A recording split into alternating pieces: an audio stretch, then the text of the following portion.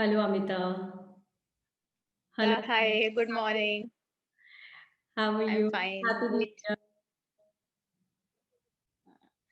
Happy New Year. Am I audible?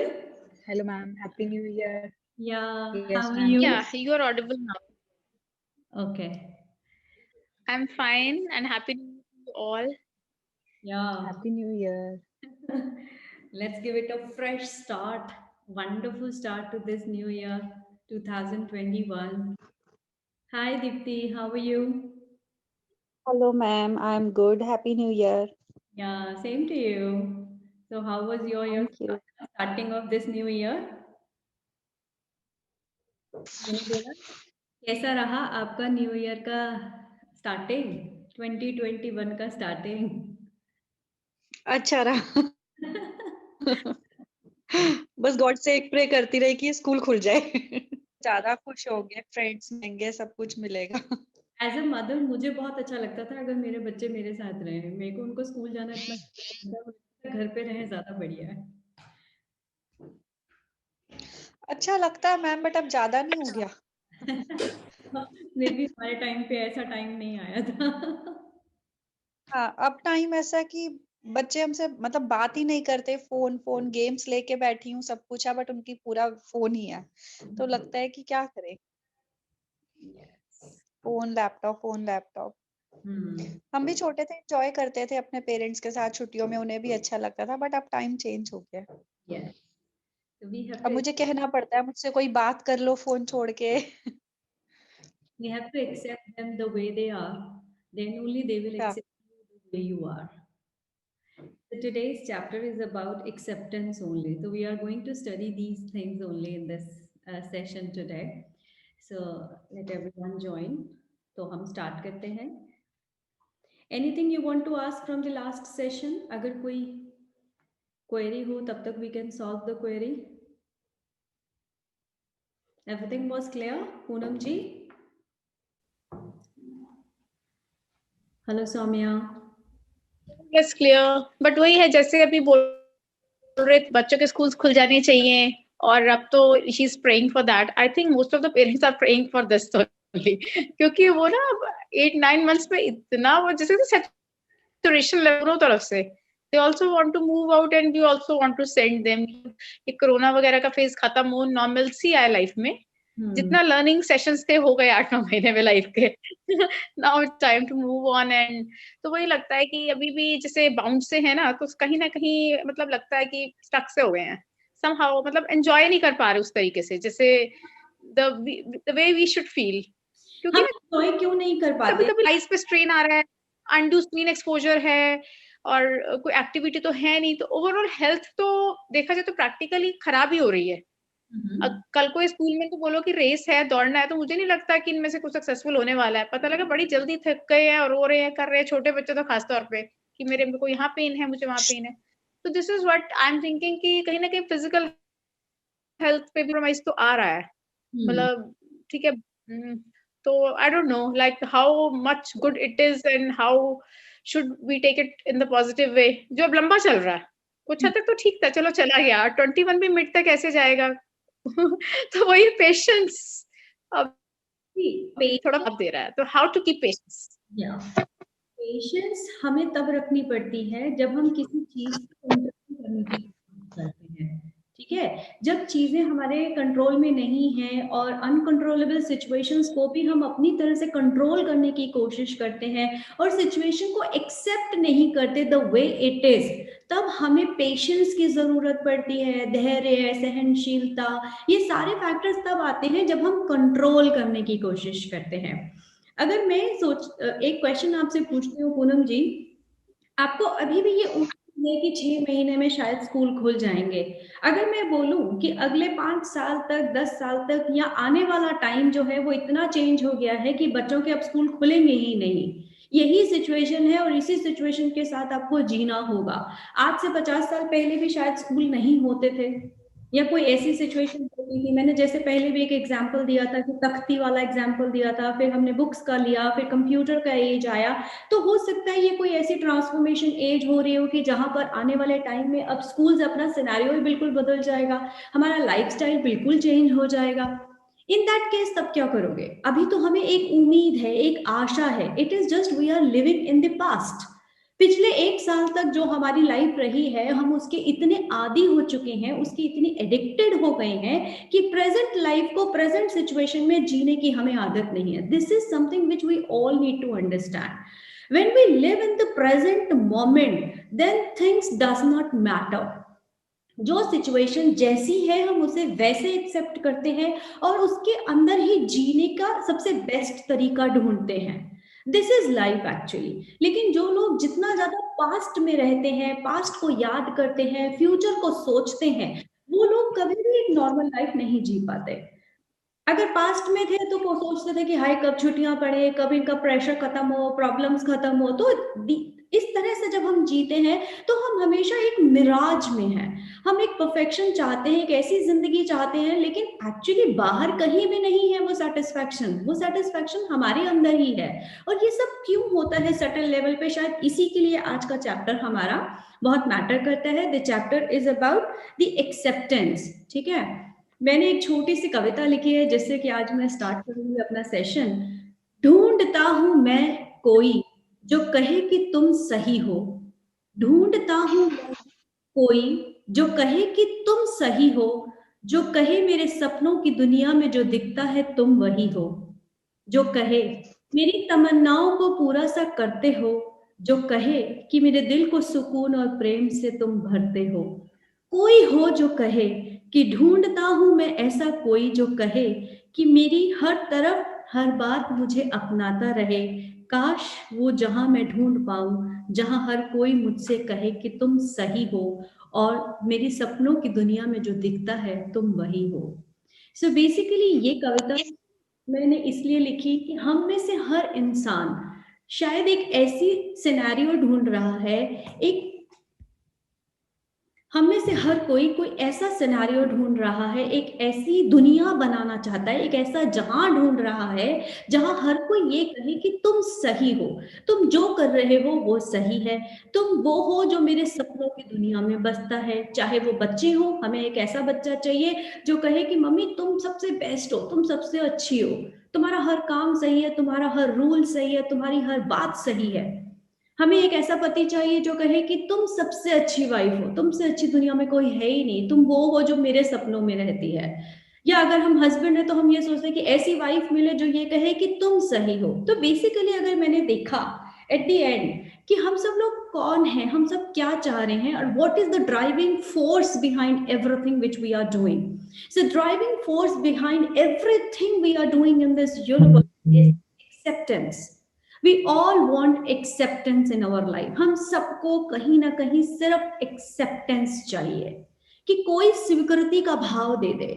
और जब हमारी स्वीकृति का भाव मिलता है, हमें एक्सेप्टेंस मिलती है, तो वी फील गुड।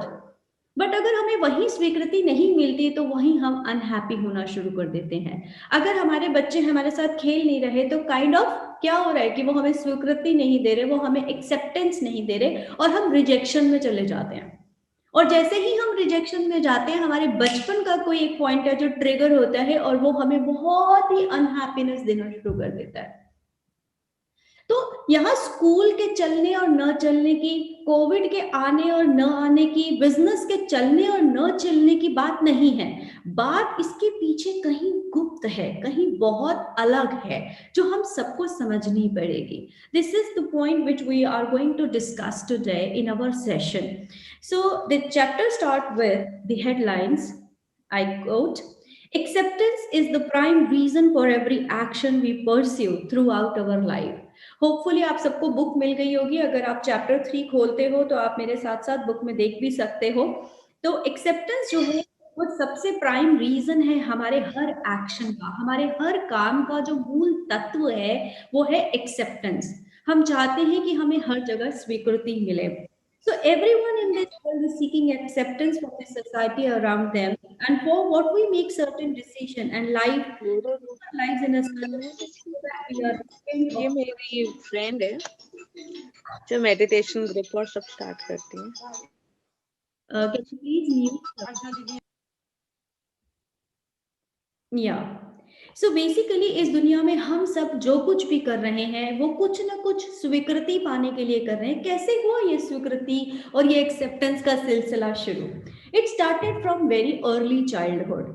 याद करें जब हम बहुत छोटे थे, बहुत छोटे, माँ की गोद में, initial years of our life, जब बच्चा पैदा होता है तो हम सब लोग कैसे कैसे लोग जजमेंट देते हैं ना, ये पिताजी पे गया है, ये माता पे गया है, ये काला है, ये गोरा है, इसकी नाक बहुत लंबी है, इसकी आंखें तो कुछ ठीक नहीं है, हाय कितना सुंदर है, मम्मी पापा तो इतने सुंदर हैं, ये किस पे चला गया, ये दादियों पे चला गया या नानकों पे चला गया। Something like that we talk so much about the child. But क्या कोई बच्चा आपकी किसी भी कही हुई बात पे रिएक्ट करता है? अगर आप उसे खूबसूरत कहते हैं तो वो कभी प्राउड फील नहीं करता। अगर आप उसे बदसूरत भी कह देते हैं तो उसे कोई फर्क नहीं पड़ता। हम सब वही स्टेज से गुजरे हैं। क्यों ऐसा होता है कि एक बच्चे को कोई फर्क नहीं पड़ता? हम कहते हैं उसे समझ नहीं है। बिलीव मी यू, शायद उस समय उसके पास आप सबसे बहुत ज्यादा समझ होती है, लेकिन वो समझ अलग लेवल की होती है। और उसी समझ पर शायद अगर हम सब वापस पहुंच जाए तो हम वापस उसी स्टेज पर आ सकते हैं। Hopefully you are getting it. थोड़ा सा मुश्किल है लेकिन समझ जाएंगे। मेरा कहने का सिर्फ इतना सा मतलब है कि जब बच्चा पैदा होता है हम उसके ऊपर इतने सारे कमेंट्स करते हैं, लेकिन ना तो वह बच्चा बहुत ज्यादा एप्रिसिएशन से खुश होता है और ना ही वह बच्चा आपकी जजमेंट्स और ओपिनियन से कुछ भी मैटर करता है। आपको लगेगा कि ये बच्चे में समझ नहीं है, उस समय चाहे थप्पड़ मार लो चाहे कुछ भी कर लो उसको कोई फर्क नहीं पड़ता, लेकिन उस समय आपसे ज्यादा समझ होती है उसके पास। क्या होता है जब हम पैदा होते हैं तो हमारी जो इस दुनिया से जुड़ी हुई 5 सेंसेस हैं, 6 सेंसेस कह सकते हो, ये डॉर्मेंट होती हैं, ये नीचे होती हैं। और हमारी 7th 8th 9th 10th consciousness जो है, ऊपर के चक्र जो है वो बहुत एक्टिव होते हैं, वो डोमिनेंट होते हैं। उस समय हमें ये समझ होती है कि उस दुनिया में कुछ भी अलग है ही नहीं, सब मुझ में है और मैं इन सब में हूँ, और मैं क्या पार्ट रोल अदा करने आया हूँ वो पूरी जानकारी होती है। इसीलिए कहीं भी सेपरेशन का भाव नहीं होता। जैसे ही हम सेपरेशन के भाव में आते हैं सारी प्रॉब्लम्स वहीं शुरू हो जाती हैं। कुछ टाइम के बाद जब बच्चे की 5 सेंसेस डोमिनेंट होने लगती है और 6th 7th 8th 9th 10th consciousness dormant हो जाती है। मतलब डोमिनेंट का मतलब जब पैदा होते हैं तो ऊपर के चक्र, ऊपर की कॉन्शियसनेस ऊपर रहती है, इसलिए उसे नीचे की जजमेंट्स, ओपिनियंस, सेपरेशन, इन सब का कोई फर्क नहीं पड़ता। लेकिन जैसे जैसे जैसे जैसे उम्र बढ़ती चली जाती है, हमारी जो 6th 7th 8th 9th 10th consciousness है वो नीचे चली जाती है, दब जाती है, और कहते हैं ना माया ने अपना रूप धारण कर लिया। तो हम इस साहा वर्ल्ड में 5 सेंसेस में आ जाते हैं। अब यहाँ के एरिया में आने के बाद हमारी असली समझ गायब हो जाती है और हमारे आसपास की जो सोशल कंडीशनिंग है वो हमारा एक तरीके से दोबारा से जन्म कह सकते हो कि कंडीशन करती है, हमें लर्न कराती है। तो बेसिकली हमें ये सिखाया जाता है ये एक्सेप्टेबल है, ये एक्सेप्टेबल नहीं है। मंदिर में चप्पल लेके नहीं जाना, अगर चप्पल लेके गए तो पिटाई पड़ेगी। 2 बार तो प्यार से समझा दिया, तीसरी बार थप्पड़ पड़ा। सो यहीं से खेल शुरू हो जाता है एक्सेप्टेंस और रिजेक्शन का। यहाँ पर जब आप 2 बार बच्चे को डांटते हो, तीसरी बार उसे ये लगता है कि ये चीज एक्सेप्टेबल नहीं है और मैं ये गलत कर रहा हूं, इस पे मुझे थप्पड़ पड़ेगा, इस पे मुझे पनिशमेंट्स मिलेंगे। जैसे जैसे हम बच्चे को रिजेक्ट करते चले जाते हैं, या हमें भी हमारे पेरेंट्स ने नोइंगली अननोइंगली कई बार रिजेक्ट किया, चाहे सामने से नहीं किया लेकिन इंटरनली हमें रिजेक्शन फील होने लग जाता है। सो यहीं से हमारा सिलसिला शुरू हो जाता है एक्सेप्टेंस और रिजेक्शंस का। यहीं से हम कुछ नई चीजें लर्न करने लग जाते हैं इस दुनिया की। अब आप कहोगे ऐसे कैसे चलेगा एकदम, आप बच्चों को बिहेवियर नहीं सिखाएंगे क्या, बच्चों को समझाएंगे नहीं कि क्या सही है और क्या गलत है? तो बेसिकली सही और गलत की परिभाषा किसने लिखी है? हमारे सोशल कल्चरल रूल्स ने ही लिखी है। उसी के अंडर हम सही और गलत का पैमाना बना लेते हैं और हर आत्मा जो अपना अपना कुछ काम करने के लिए आई है उससे उसका स्वभाव खींचने की कोशिश करके उसको अपनी तरीके से अपने चाबुक से चलाने का प्रयत्न करते हैं। और शुरू में बच्चे हमारी बिल्कुल बात नहीं मानते, तब हमें ये लगता है क्यों नहीं मानते, कितना ढीठ है ये बच्चा।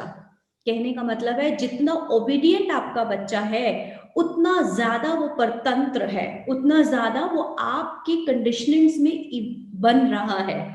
और जितना ज्यादा बच्चा आपसे अलग भाग रहा है, फ्री सोल है, दैट मीन्स कि वो अभी भी कोशिश कर रहा है, वो आत्मा अभी भी कोशिश कर रही है कि इस सोसाइटी के कल्चरल रूल्स में न बंधे और जो पर्पस वो पूरा करने के लिए आई है वो कर पाए। लेकिन हम कहाँ करने देते हैं? आपने देखा होगा स्टार्टिंग में बच्चे बहुत शोर मचाते हैं, हर तरह से कोशिश करते हैं, लड़ाई करते हैं, हाथ से बाहर हो जाते हैं, पेरेंट्स ऐसा परेशान हो जाते हैं कि बच्चा समझ के राजी नहीं हो रहा। क्यों करते हैं ऐसा? क्योंकि जब एक हाथी, अगर आपने सुना हो, जब एक छोटा हाथी का बच्चा होता है उसको संभालने के लिए जंजीरों से बांधना पड़ता है। धीरे धीरे जब उसकी कंडीशनिंग हो जाती है तो एक बड़े विशाल हाथी को जंजीरों से नहीं बांधना पड़ता, उसको किससे, एक छोटी सी रस्सी से भी बांध देते हो तब भी वो भागता नहीं है। कायदे से तो ये दुनिया एक सर्कस है और हम इस सर्कस के लिए अपने बच्चों को, उन हाथियों को तैयार करते हैं और हमारे तरीके से अगर वो नाचे तो वो सही, एक्सेप्टेड है, और अगर वो हमारे तरीके से ना नाचे तो रिजेक्टेड है। हम सबके साथ भी नोइंगली अननोइंगली यही कुछ होता आया है। सो पूरा चैप्टर इसी के बेस पर है और इसी के बेसिस पर कई केसेस मेरे पास आते हैं। So today we will discuss all those things. So child being accepted by his family early in his childhood grows up to be compassionate and accepting. This will go a long way in the child's life as build up as a self-confidence threads to his own path fearlessly. Later in his life, the child will then transfer the acceptance to someone else who need it and ultimately contribute to the cycle of receiving and giving acceptance. So this is how a child who is being accepted by parents, who is being given freedom by the parents to do whatever they want in their life, although मैं ये बिल्कुल भी नहीं कह रही हूँ कि मुझे बहुत सारे पेरेंट्स कहेंगे मैम ऐसे तो फिर बिल्कुल ही जंगली हो जाएंगे बच्चे, हम उन्हें कैसे इतनी फ्रीडम दे दें। लेकिन आपके बात करने में, आपके शब्दों में, आपकी इंटेंशन में, आपके इनविजिबल कर्मा में वो पोलाइटनेस और वो एक्सेप्टेंस तो ला सकते हैं। बात को कहने, सेम बात को कहने के दो तरीके हैं, लेकिन हम अपने आप से इतना फ्रस्ट्रेट होते हैं एज अ पेरेंट क्योंकि हमें रिजेक्शन मिली होती है कि हमारी वो रिजेक्शन का बोझ अननोइंगली इतने आराम से बच्चों पे ट्रांसफर कर देते हैं और बच्चे कितना डीपली उस भाव को महसूस करके वही रिजेक्शन के भाव के साथ बड़े होते चले जाते हैं और बड़े होकर फिर वो अपनी फैमिली को उसी प्रकार रिजेक्शन देते हैं। तो दिस इज हाउ ये एक सर्कल चला जा रहा है, जो मिलेगा वही तो दोगे। एक ट्रांसपेरेंट सी बैग है, उसके अंदर जो भरोगे, हाथ डालोगे वही तो बाहर आएगा। तो अगर आज आपके अंदर कहीं भी रिजेक्शन का भाव है तो सबसे पहले स्वयं को टटोलो, खुद को देखो कि मेरे अंदर क्या भाव है, क्या मैं कहीं बचपन से रिजेक्टेड फील कर रही हूँ, क्या मेरे हर काम के अंदर मुझे खुद को प्रूफ करना पड़ रहा है। तो definitely I need to work upon myself so that I could not transfer this energy to my child और to people around me. Usually हम कहते हैं कैसा बिहेव कर रहा है, जरा सी बात करिए, मैंने तो कुछ कहा नहीं, इतना बदतमीजी से क्यों बिहेव कर रहा है ये इंसान, मुझे क्यों इतना सुना रहा है। सुनो क्यों है, what are the reason why people don't accept you the way you are, because they are being rejected throughout their life and they transfer their rejections on you, and when they reject you a kind of approval they get from you. इसीलिए लोग आपको reject करते हैं ताकि आपकी line छोटी करके उनकी लाइन बड़ी हो जाए, उनको खुद को एक सेटिस्फैक्शन फील होता है और यही हम आगे करते चले जा रहे हैं। क्या ये जीने का तरीका है? क्या इस प्रकार जीने को जीना कहेंगे? और रिजेक्शन के दौरान हम खुद भी बीमार होते हैं और हमारे आसपास के लोगों को भी हम सिर्फ रिजेक्शन देके बीमार करते हैं। सो काइंड ऑफ मैं यही कहना चाहूंगी कि बुरे से बुरा इंसान जिसे आप कहते हो, या आप कहते हो most atrocious person in your life even is an innocent and a beautiful soul. क्योंकि इस दुनिया में जब वो पहले पैदा हुआ, सोचो उसका बचपन में जाके देखो कि क्या वो पैदा होते ही ऐसा atrocious था? नहीं, कुछ तो उसके सर्कमस्टांसेस रहे होंगे, कुछ उसकी कंडीशनिंग्स रही होंगी, कुछ उसका एनवायरनमेंट रहा होगा जिसकी वजह से उसने ये लर्निंग ले ली। और आज भी उसे नहीं पता उसके पैटर्न्स क्या हैं, लेकिन वो अपने आप को सिर्फ प्रूफ करने के लिए कुछ भी करने को तैयार है। अगर आप उसे एक्सेप्ट करते हो तो उसे प्रूव नहीं करना पड़ेगा और वो आपको एक्सेप्ट करेगा। लेकिन अगर आपने अपने आप को प्रूव करने की कोशिश करी तो काइंड ऑफ वो रिजेक्शन में जाएगा और वो आपको 10 गुना ज्यादा रिजेक्ट करेगा। तो अब ये हमें समझदार होना पड़ेगा कि अगर मुश्किल से मुश्किल इंसान के साथ भी हम रह रहे हैं तो उसे अपने लिए कैसे फेवरेबल बनाएं। ठीक है, यही सब तो चाहते हैं हम, सुख शांति समृद्धि। सुख शांति समृद्धि कैसे आएगी? जब आप अपने आप को इस रेस से पीछे करोगे, अपने को कहीं प्रूफ करने की दौड़ में नहीं लेकर जाओगे और दूसरे को एक्सेप्ट करोगे। ठीक है, अभी मैं वापस स्कूल वाली सिचुएशन पर भी आऊंगी, but let's continue with the chapter more. So the acknowledgement of each other's personality and the situation is what makes society coexist peacefully. तो यही हमारी सोसाइटी का जीने का एक तरीका है कि हम एक दूसरे को जैसे हैं वैसा का वैसा एक्सेप्ट करें। जब हम एक्सेप्ट नहीं करते हैं, रिजेक्शन शुरू होता है और वहीं से सारी प्रॉब्लम्स शुरू होने लग जाती हैं। जजमेंट्स, ओपिनियंस, परसेप्शन, ये सारी प्रॉब्लम सिर्फ रिजेक्शन और एक्सेप्टेंस की वजह से है। So appreciation fuels one's willpower, but it is evil twin. Rejection creates a hostile environment which impede our growth. Rejection, especially when they come from someone close to us, lead people to engage in a constant race to prove their worth. This is what I have discussed अभी, कि जब हमारी बहुत close लोगों से हमें rejection मिलने शुरू होती है तो हम काइंड ऑफ आइसोलेशन में जाना शुरू कर देते हैं, हम लोनलीनेस में जाना शुरू कर देते हैं और हम अपने आप को प्रूव करने के लिए और एफर्ट्स करना शुरू कर देते हैं। This frantic need to prove oneself to everyone can very well lead to the destruction as they might make poor and short-sighted decision. तो काइंड ऑफ जब हम अपने आप को प्रूव करने की रेस में होते हैं, रेस कैसी होती है कभी सोचा है? कभी अगर आप किसी कंपटीशन में हो, किसी रेस में हो, तो क्या आप सेंसिबली सोच पाते हो? क्या डिसीजन ले पाते हो? एक नशा है, हर रेस एक नशा है। रेस आपको एक बेहोशी में ले जाती है। So every time you are in that बेहोशी, उस नशे में जब आप हो, आप कभी सेंसेस में नहीं हो सकते। सही समय पर सही बात कभी नहीं करोगे, कभी नहीं बोलोगे, कभी नहीं सोचोगे, क्योंकि नशे में रहने वाला इंसान एक अलग दुनिया में है, एक अलग हिप्नोटिक स्टेट में है। आज सुन के आपको ऐसा नहीं लग रहा कि ये पूरी दुनिया ही शायद एक किसी नशे में चल रही है? 10 लोगों ने कह दिया कि ये नहीं होना चाहिए तो हमने भी कह दिया ये नहीं होना चाहिए। कभी सोचा ही नहीं, हमेशा फर्स्ट फ्लोर से ही क्यों देखना है चीजों को? अगर परेशान हो 10th फ्लोर पे चले जाओ, 10th फ्लोर से देखो चीजें अलग दिखाई देंगी, 10th फ्लोर से देखो सब कुछ अलग दिखेगा, बदबू नहीं आएगी, शांत मन होगा और वहां ढंग से सोच पाओगे, समझ पाओगे, सही डिसीजन ले पाओगे। अगर फर्स्ट फ्लोर में इसी प्रॉब्लम में, इन्हीं विशियस सर्कल में उलझे रहे तो कभी आंसर नहीं मिलेगा। यूं ही लड़ते झगड़ते, अपने आप को प्रूव करते, रिजेक्ट होते, एक्सेप्टेंस के लिए भीख मांगते मांगते पूरी जिंदगी चली जाएगी। और जो बच्चे हम आगे दुनिया को देके जाएंगे सेम, क्योंकि वो हमसे ही सीख रहे हैं, जो हमारे बैग में है वही तो हम दे रहे हैं, because we are their environment. So we should be careful enough What are we giving to our environment? Because हर जाता सेल आते सेल को एक इंफॉर्मेशन दे रहा है, उसी प्रकार हर जाती आत्मा, हर प्राणी जो यहाँ से जा रहा है, आने वाले एनवायरनमेंट को, आने वाली आत्माओं को एक नया जो उसके पास था वो दे रहा है। सो हमें, आपको नहीं लगता कि हमारे लिए ये बहुत इंपॉर्टेंट है कि हम क्या कर रहे हैं, क्यों कर रहे हैं, कब कर रहे हैं, उसका रिजल्ट क्या आ रहा है, ये सोचना बहुत जरूरी है। It is really really important for us.